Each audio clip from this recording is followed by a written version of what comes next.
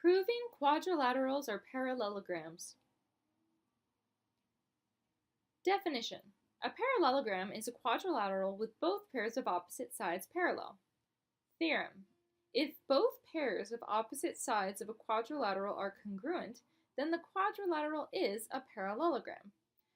Plan for the proof of the theorem.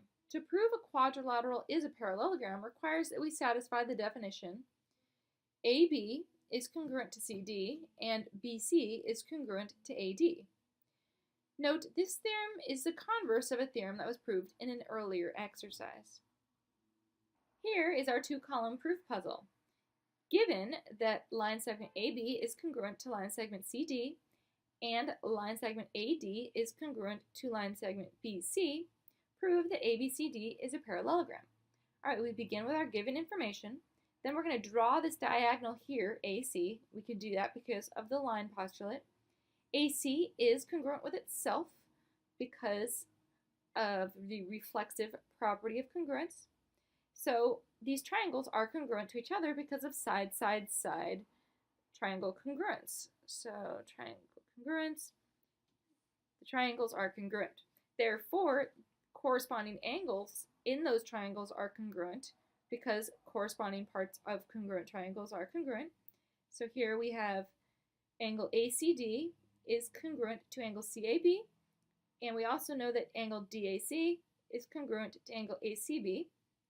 Now, because these are alternate interior angles and they are congruent, that means that these two line segments are parallel.